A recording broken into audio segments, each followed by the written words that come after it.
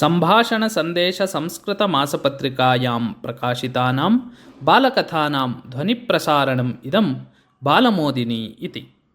पूर्वं पम्पाक्षेत्रे कलावती नाम नर्तकी आसीत्। सा जानपदशैल्या नृत्यति स्म।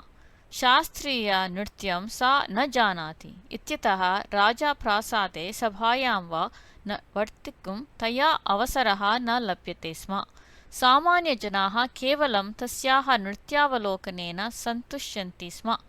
धनं दत्त्वा नृत्यं द्रष्टुं ये आगच्छन्ति तेषां पुरतः धनार्थं सा नृत्यति इत्यनेन सर्वे जनाः कलावतीं तृणीकुर्वन्ति स्म, न मानयन्ति स्म च।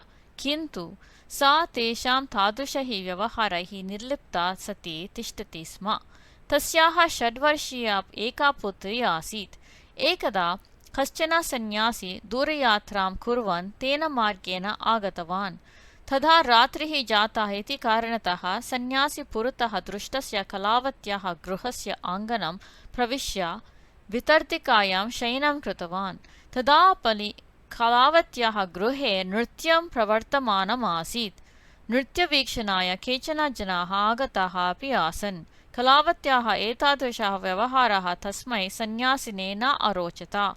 तथापि अल्पकालं यावत् निवासाय आगतेन मया एतत् सर्वं किमर्थं चिन्तनीयम् इति मत्वा सः तूष्णीं स्थितवान्। नृत्यन्ती अपि कलावती अङ्गणम् आगतं तं सन्न्यासिनं दृष्टवती। पुत्र्याः द्वारा तस्मै फलानि क्षीरं च प्रेषितवती। किन्तु एतादृशं जीवनं कुर्वत्या नर्तक्या प्रेषितम् आहारं कथम् अहं खादेयम् इति चिन्तयन् सन्न्यासी तत् तिरस्कृतवान्, तथैव सुप्तवान् च। अनन्तरदिने उषसि एव कश्चन कोलाहलं श्रुत्वा सन्न्यासी जागरितः अभवत्। कलावत्याः गृहतः अनतिदूरस्थे गृहे कोऽपि जनः मृतः आसीत्। तस्मात् गृहात् रोदनध्वनिः श्रूयते स्म। अनेके जनाः सम्मिलिताः आसन्। तदा एव कलावती अपि पुत्र्या सह गृहात् बहिः आगता। पुत्री, भवती तत्र गत्वा ज्ञात्वा आगच्छतु यत् इदानीं मृतः स्वर्गं गतः उत नरकम् इति सा पुत्रीम् उक्तवती। तत् श्रुत्वा आश्चर्यचकितः सन्न्यासी अहो अत्र किं प्रचलति इति कुतूहलेन पश्यन् तथैव स्थितवान्।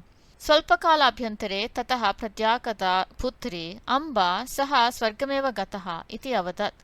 6 वर्षीयायाः बालिकायाः तस्याः मुखात् तादृशं वचनं श्रुत्वा कुतूहलाविष्टः सन्न्यासी कलावतीम् उद्दिश्य विनयेन अम्बा, अहं सर्वसङ्गपरित्यागी, नित्यं भगवद्ध्यानं करोमि। तथापि मृतु कश्चन स्वर्गं गतः उत नरकमिति ज्ञातुम् असमर्थः अस्मि। परन्तु नर्तक्याः भवत्याः पुत्री एषा बाला तत् कथं ज्ञातवती इति अपृच्छत्। तत्तु अतीव सुकरं। मम पुत्री मृतस्य गृहसमीपं गत्वा जानाति यत् तत्र सम्मिलिताः जनाः मृतस्य विषये कीदृशम् अभिप्रायं प्रकटयन्ति इति। यदि तैः उत्तमः अभिप्रायः प्रकटीक्रियते तर्हि मृतः स्वर्गं गतः इति निर्णयः। यदि जनाः नीचवचनैः तं निन्दन्ति तर्हि सः नरकं गतः इति निर्णयः इति कलावती सविनयम् अवदत्। तस्याः वचनं श्रुतवतः सन्न्यासिनः अहं सर्वसङ्गपरित्यागी दैवभक्तः इत्याकारकः अहङ्कारः अपगतः। नर्तकी अपि कलावती कीदृशी उदात्तचरिता इति चिन्तयतः तस्य ज्ञानोदयः जातः।